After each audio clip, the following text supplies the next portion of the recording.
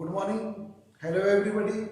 This is Girish Shende and today I am going to discuss on quadrilaters which I have drawn a sum with the problem and the solution is also given here, and this sum is very important from the point of view of examination. So it is very difficult to understand. I will make it very easy how to understand it. The sum I have written on the board, that is in quadrilateral ABCD. Here it is a quadrilateral, and AO and OB, here AO and OB from each corner, they are bisecting the angles, angle A and angle B. So here I have written OA and OB are the bisectors of angle A and angle B. So it is given respectively. Then prove that angle AOB, that is angle AOB, is half of angle C and angle D. So this is angle C and angle D, and it is half of angle AOB. We have to prove that. First we'll write, we are talking about this triangle. First we'll take the triangle OAB. So we'll take AOB or OAB, whatever we want to say. In triangle AOB we have, what we have in triangle AOB? We know the angle sum property of triangle, any triangle. So it is always 180 degree. We will take it AOB plus angle 1 plus angle 2. Here I have drawn the triangle angle 1, angle 2 plus angle AOB. All these three angles will have a sum 180 degree. That's why I have written angle AOB plus angle 1 plus angle 2 is equals to 180 degree. That is from angle sum property. It is 180 degree. All the interior angle of the triangle is 180 degree always. Now I can write, I will transpose this 180 degree to the, I will keep the 180 degree on the right hand side. Then angle 1 and angle 2 will be transposed to right hand side. So it will be transposed to right hand side. Then it becomes angle AOB 180 minus angle 1 plus angle 2. So angle 1 and angle 2 are taken into the bracket and the minus sign is given outside of the bracket. Then angle OAB becomes 180 minus, what is angle 1? Angle 1 is half of angle A. We know that. Angle 1 is half because OA is the bisector. So angle 1 becomes half of angle A. Similarly, we can say that angle 2 also becomes half of angle B. So angle B is CBA and angle is DAB. So whatever the angle is B, 2 is the half of angle B and angle 1 is the half of angle A. We can write similarly, instead of angle 1, we can write half of angle A, and in place of angle 2, we can write half of angle B. This is given because angle A and angle B, angle 1 and angle 2, they are the angle of triangle, and angle B has a bisector OB, BO, and angle A is also having a bisector. Bisector means they are dividing the angle, two angles in equal two parts.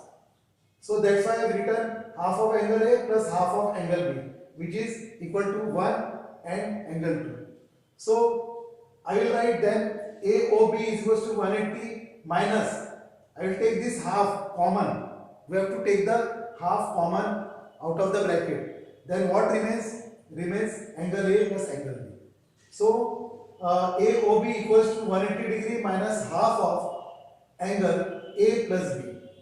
Now here the sum which we have written till here. Now we will have, for this we will have some substitution, angle A and angle B, because we require angle C and angle D. So how we will substitute angle C and angle D for this bracket? So I have written here, by angle sum property of quadrilateral,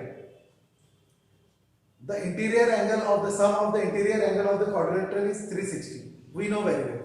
There are 4 vertices and 4 angles. So the sum of the interior angles of the quadrilateral is always 360 degree. So I will write angle A, angle B, angle C and angle D. All the four angles which will have a sum of 360 degree. So angle A plus angle B plus angle C plus angle D, they will have 360 degree in addition. Then I can just transpose the values from left to right and right to left. So keeping angle A plus angle B on the left hand side, we require angle A plus angle B. We have to make the substitution of angle A and angle B in terms of angle C and angle D. So here I have taken this angle A and angle B, I have kept it on the left hand side. Then writing is equals to, then I will take this angle C and angle D on the right hand side. So keeping angle A and angle B on the left hand side and deducting angle C and angle D from 360 degree. By transposing, we have got this equation. So what is the equation? Angle A and angle A plus angle B becomes 360 minus angle C plus angle D. Now I will substitute the value of angle A plus angle B in this equation. So I have written, instead of writing angle A and angle B, I have written 360 minus angle C plus angle D. So here I have written 360, half I have written out of the bracket and I have taken a square bracket in which I have written the value of angle A and angle B, that is 360 degree minus angle C plus angle D. So the minus sign will come out of the bracket here.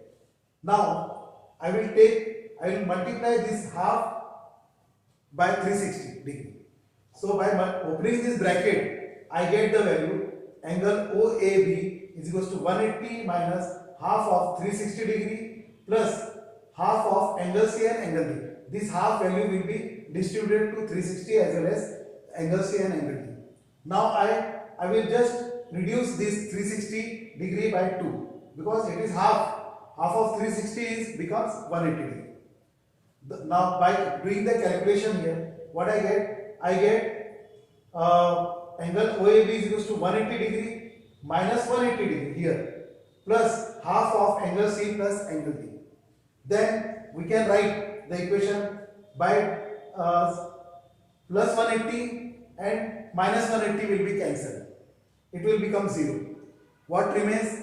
The remaining part is half of angle C and angle D. So we have got the answer.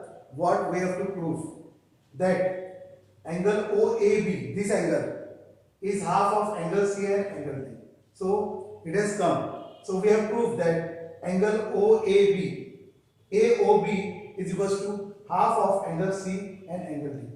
Only you have to pay the attention over the angle sum property of the quadrilateral when you are substituting the value in angle A and angle B. So this is one of the very important question which will definitely help in your examination and you can solve it accordingly. So if you like my video, you can just send me the opinion and you can also subscribe to my channel. I'll let you know the further next sums also which are very important in this chapter, quadrilaterals. Thank you very much.